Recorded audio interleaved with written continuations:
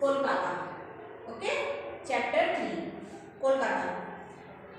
तो इसमें हम लोग देखेंगे लर्निंग ऑब्जेक्टिव्स में देखेंगे हम लोग।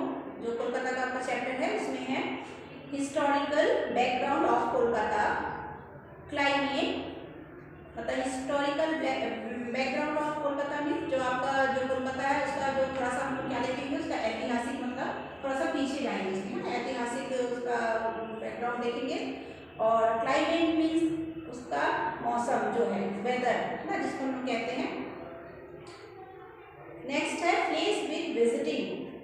आप लोग कोलकाता तो गए होंगे कोई ना कोई, है ना, तो घूमने के लिए हम लोग जाते हैं, जो वहाँ जितने सारे प्लेस हैं, बहुत सारे प्लेस हैं वहाँ, है ना, तो ये हो गया।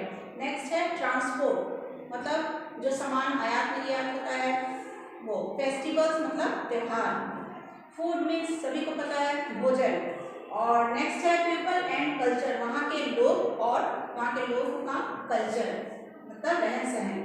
तो सबसे फर्स्ट हम लोग देखेंगे हिस्टोरिकल बैकग्राउंड ऑफ कोलकाता। सबसे फर्स्ट मैं आपको ये बताऊंगी, कोलकाता का जो पुराना नाम है वो हम लोग क्या था, कैलकाटा। ओके, कोलकाता, अभी हम लोग उसको कोलकाता बोलते हैं, और फर्स्ट पहले इसका नाम था कैलकाटा। आपका जो देखेंगे कैलकाटा का स्पेलिंग भी आपका अलग होगा। कैलकाटा का स्पेलिंग आप देखेंगे कैसा होता है, CAL, ओके, CUTTA,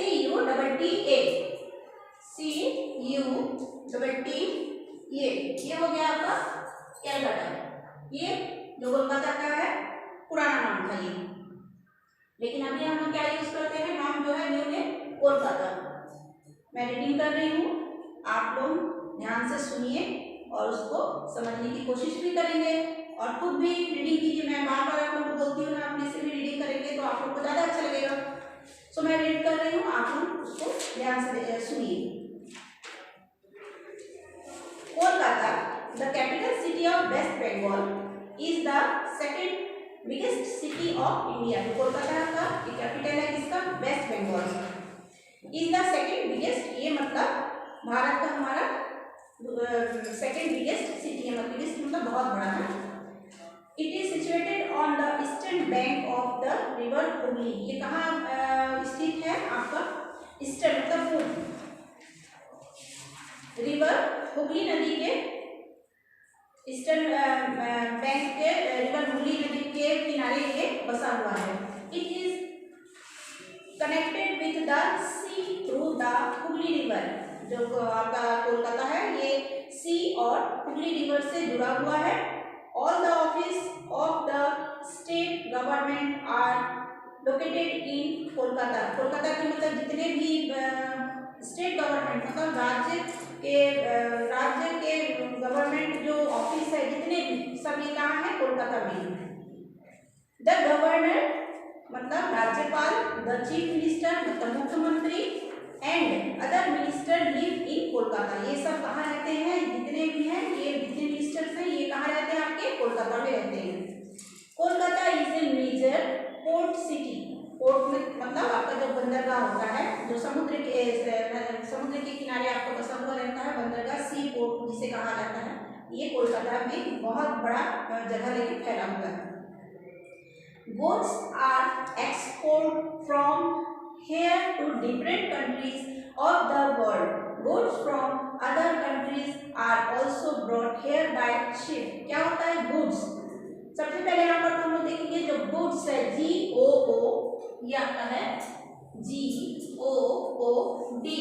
ये गुड नहीं है, गुड मतलब होता है अच्छा। ये कौन सा गुड मैं बोल रही हूँ आपको, GOODS। ये वाला गुड्स आपके बुक में जो दिया हुआ है, ये वाले गुड्स का मतलब है माल।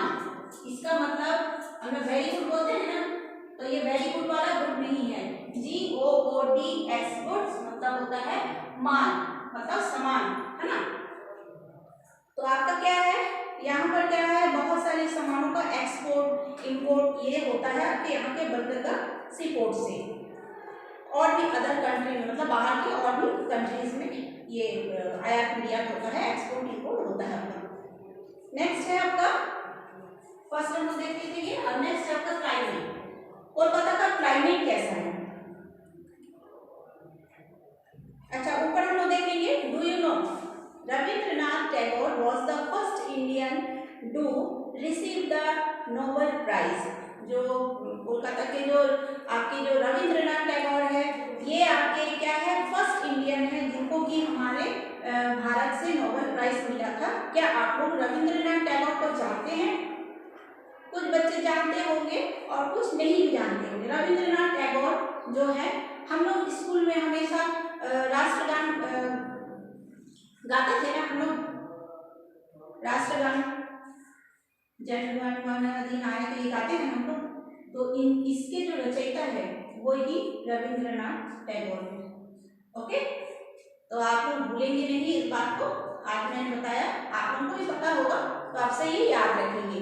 जो हम लोग उस गान को जो गाते हैं उसके जो रचयिता है रविंद्रनाथ टैगोर जी ने इसे रचा था और वो पहले ऐसे फर्स्ट इंडियन है जिनको नोबेल प्राइज मिला है। नेक्स्ट हम लोग देखेंगे climate. Kolkata has a mild climate. Mild मतलब होता है आपका सुहाना मौसम, मतलब बहुत अच्छा वहाँ का वेदर होता है ना। और it is neither very hot not very cold, ना ही तो बहुत ज़्यादा गर्मी होता है वहाँ और ना ही बहुत ज़्यादा ठंडी होता है। The rainy season in Kolkata from mid June मतलब जून के बीच से, मध्य से, टू सितंबर एंड, सितंबर के अंत तक, इंड मीन्स अंत तक है, रेनी सीजन कोलकाता का होता है। नेक्स्ट है आपका प्लेस वर्थ विजिटिंग। जो प्लेस है कोलकाता के कौन कौन से हैं ये देखेंगे हम लोग। कोलकाता जब घूमने जाते हैं हम लोग तो ये सारी जगह को घूमना, कभी आप जैसे जाते हो घूमने तो जरूर घूमना ये सारी जगह जो नाम यहाँ बताया जा रहा है। देखिए, there are many place of tourist attraction in Kolkata. बहुत सारी ऐसी जगह है जो टूरिस्ट को क्या करते हैं, अट्रैक्शन करते हैं, जिससे कि वो कोलकाता में घूमने के लिए आते हैं। In the heart of the city are the Fort William.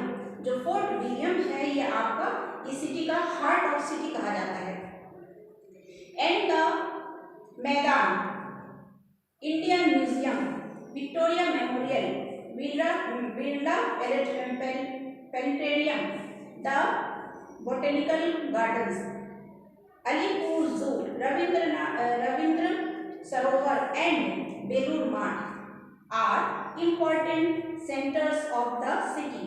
Also the Eden Gardens, the famous cricket ground is located here. सबसे फर्स्ट है इंडियन म्यूजियम। ये म्यूजियम बहुत बड़ा है, यहाँ आपको बहुत सारी चीज वहाँ पर इकट्ठा आपको देखने को मिलेगा।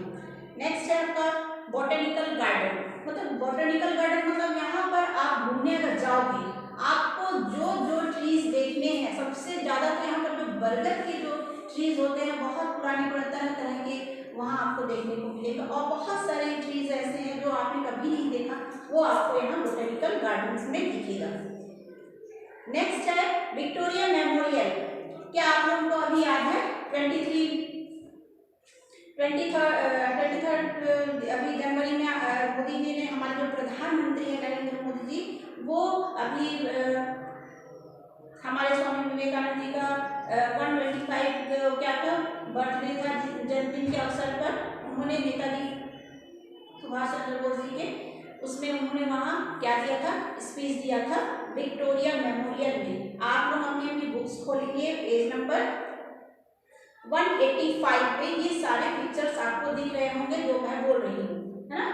तो नेताजी के बर्थडे के इसमें उन्होंने 125वां बर्थडे था उनका, जिनके ऊपर उन्होंने विक्टोरिया मेमोरियल के ऊपर खड़े होकर उन्होंने स्पीच दिया था। नेक्स्ट है बिरला प्लेनेटेरियम और उसके बाद है अलीपुर जू। जू मतलब तो सभी को आप जानते हैं, है ना। ईडन गार्डन जो है हमारा, यहाँ पर बहुत सारे वर्ल्ड कप खेला गया है और बहुत बड़ा ये हमारे इंडिया का बहुत बड़ा गार्डन है जहाँ पर क्रिकेट मैच होता है। और उसके बाद हम देखेंगे नेक्स्ट हम देखेंगे ट्रांसपोर्ट है। ट्रांसपोर्ट के बाद फेस्टिवल्स, फूड और पीपल एंड कल्चर। इतना आज के लिए आप लोगों के लिए काफ़ी है। आप लोग इसको देखेंगे और उसको सुनिए और खुद भी रीडिंग करने की कोशिश कीजिए। अपने से रीडिंग करेंगे तो ये आप जो मैं बता रही हूँ उसको और आप लोगों को अच्छा लगेगा सुनने में। तो नेक्स्ट क्लास में हम लोग फिर आगे का